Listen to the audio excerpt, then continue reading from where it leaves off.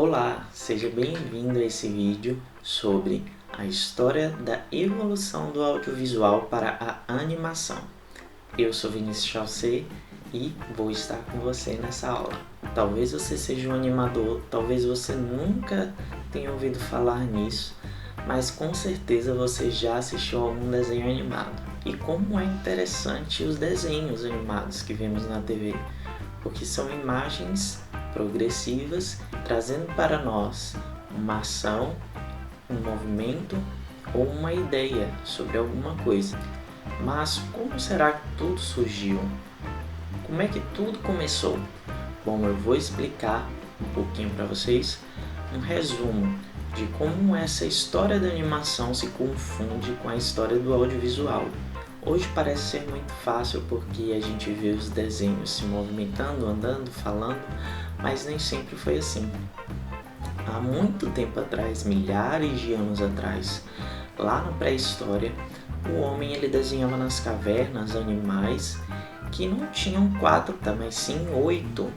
Isso queria dizer que ele queria demonstrar que aquele animal se movimentava, então ele desenhou o dobro de número de patas. Tempos depois, mais ou menos em 1600 a.C., na construção do templo da deusa Ísis lá no Egito Antigo, 110 colunas foram feitas pelo faraó Ramsés II, e em cada uma dessas colunas a imagem da deusa Ísis era modificada progressivamente. E quando os cavaleiros e os carros passavam, dava a impressão de quem estava dentro deles de que a deusa se movimentava. Também outro artifício bem antigo que a gente conhece são dos vasos gregos, que tinham uma ideia bem parecida com essas das colunas do Egito. Eram poses que eram progressivas e quando a pessoa rodava o vaso, dava a impressão de que a figura estava se movimentando. Já chegando mais um pouco próximo de nós, em 1640, Athanasius Kircher pegou várias peças de vidro e foi desenhando em cada uma delas, mas dessa vez Kircher ele projetava essas imagens numa parede. E à medida que ele ia movendo os pedaços de vidro, dava a impressão de que a animação estava acontecendo em tempo real. E provavelmente a mais famosa dessas animações que ele criou foi a de um homem que estava dormindo sobre a cama e em cima dele havia um rato. E todas as vezes que ele abria a boca, o rato entrava dentro dela. Em 1824, Peter Mark Hoggett descobriu um fator imprescindível da animação, que é a persistência retiniana. Tá, eu vou explicar. A persistência retiniana é um fenômeno que é provocado nos nossos olhos em que uma imagem ela persiste ao longo de um tempo. A persistência retiniana é provocada dentro do nosso olho, na nossa retina, e é um fenômeno que faz com que a imagem ela fique dentro do nosso olho temporariamente, o suficiente para que a gente consiga uma ilusão de movimento através das imagens.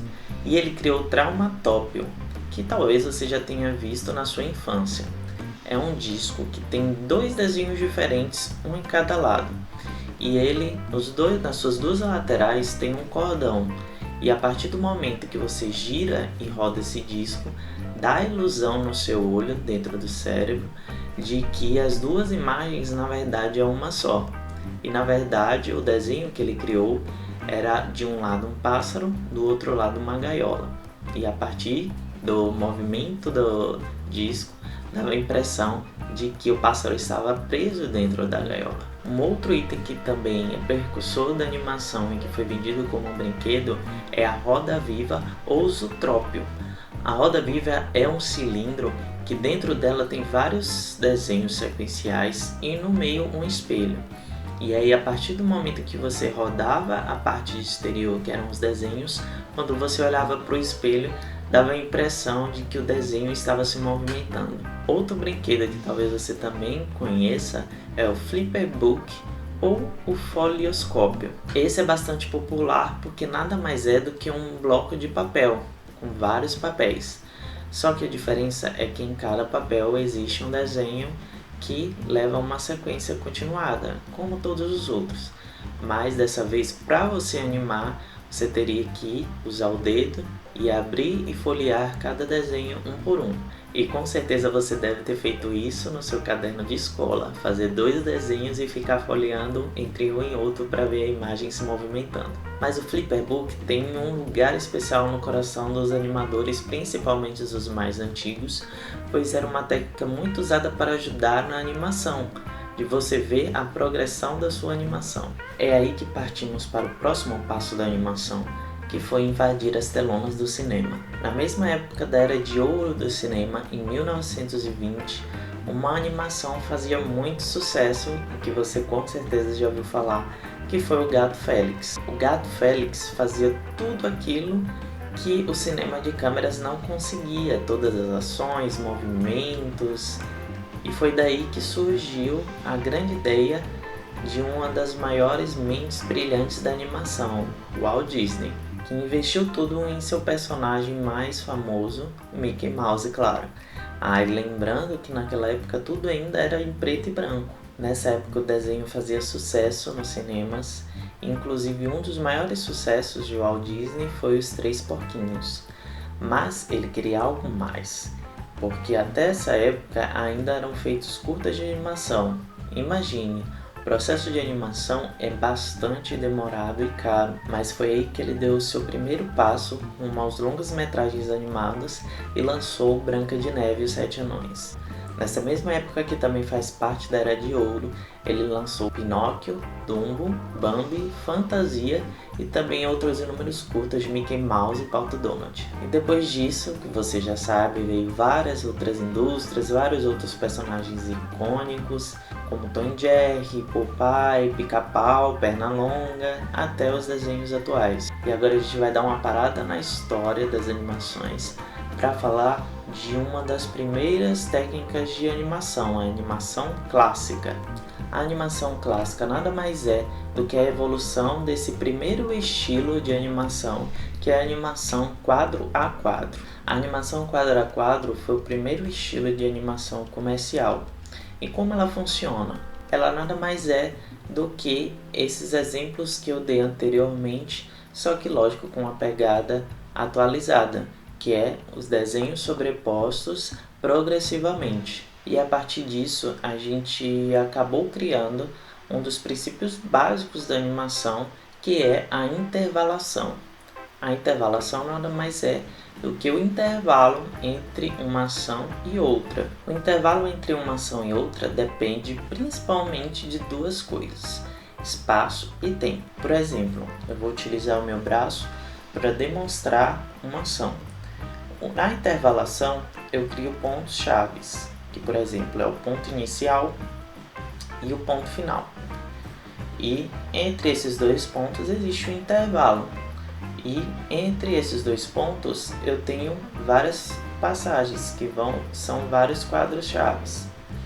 Então, se eles forem iguais, o tempo vai ser igual para todo mundo. Se eu acelerar mais no final, ou acelerar no início e desacelerar no final, eu estou intervalando esse tempo de uma forma diferente. E animação nada mais é do que observação. Por exemplo, um exemplo bem prático que serve para várias áreas do audiovisual, que é o exemplo da observação. Quando você estiver na rua ou até mesmo em casa, observem as pessoas, as coisas se movimentando. Elas têm uma movimentação própria e real. Se eu tentar fazer uma animação que não se encaixa nesse padrão, isso vai causar com certeza um estranhamento para quem está assistindo. Se você for observar um animal, por exemplo, um rato, as suas patas se movimentam de uma forma diferente e única, a sua cabeça de uma forma única, o seu nariz de uma forma única, o seu rabo de uma forma única. Eles não se movimentam iguais, não tem o mesmo espaço, não tem o mesmo tempo. E se eu for animar isso, se eu for separar cada uma dessas partes em uma animação própria, ter vida própria, isso com certeza vai deixar a animação mais legal de assistir. Geralmente as poses-chaves, elas têm uma posição, um tempo e espaço, geralmente muito diferente de uma para a outra. E depois que definimos as poses-chaves, a gente cria as poses de intervalo ou de passagem. Mas para ajudar em todo esse processo criativo, uma coisa principal que sempre tem em qualquer processo de audiovisual é o storyboard. Storyboard é um livro que geralmente é feito pelos diretores e que nele, através das páginas, são contadas uma história. Mas diferente do roteiro, lógico, que é só um texto, o storyboard também tem desenhos das cenas. E através desses desenhos das cenas que foram pedidos pelo diretor, é que a gente começa a criar as poses da nossa animação. E uma ferramenta da animação que é com certeza muito útil para a gente saber o quanto tempo a nossa animação vai durar é o Animatic. O Animatic nada mais é do que o storyboard animado. Você pega todas as poses, todas as cenas do desenho do storyboard e junta elas, encaixa elas no tempo exato de que essas ações devem acontecer. Depois que você junta tudo isso de uma forma animada, você cria o seu Animatic. O Animatic é o primeiro passo da animação e que vai dar esse tempo e espaço que a sua animação precisa. Mas provavelmente o maior tema de debate sobre animação é o realismo, ou seja, até quando o seu desenho animado vai deixar de ser imaginativo para se tornar um produto real. Voltando um pouquinho para a nossa história da animação, lá mais ou menos em 1970, 80, a animação ela já tinha evoluído. Esses avanços foram provocados principalmente pelo avanço da computação gráfica e também por outras tecnologias de captura de movimento. Afinal de contas, parte da vida dos desenhos animados parte da imaginação da pessoa que está assistindo.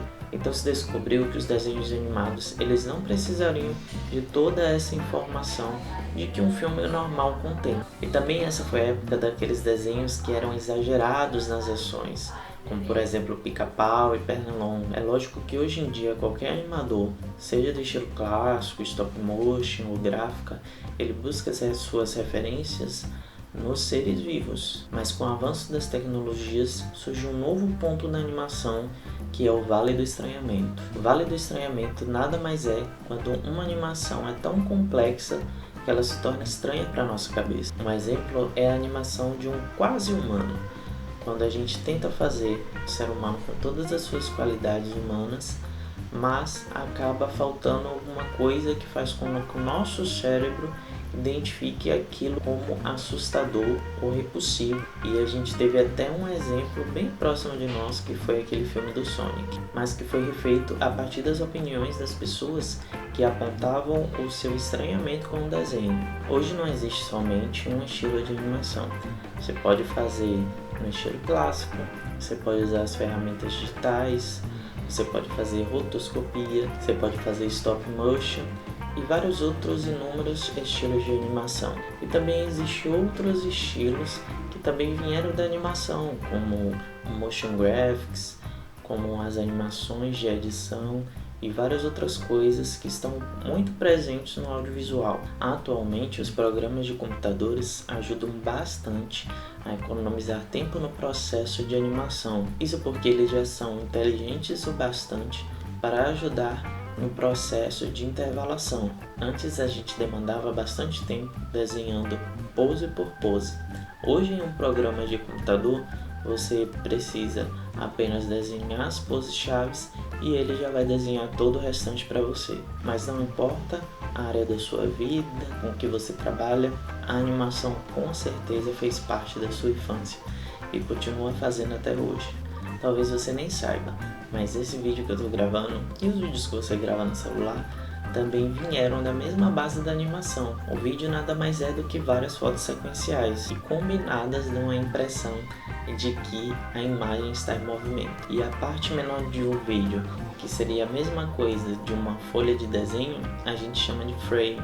E quando você vê falando que um vídeo tem 30 frames por segundo, 60 frames por segundo, nada mais é do que a quantidade de fotos dentro de um segundo. Viu como no audiovisual tudo está ligado? Talvez daqui para frente a animação ainda evolua mais, os processos de animação evoluam mais, mas com certeza uma coisa que vai estar sempre na animação é a nossa imaginação.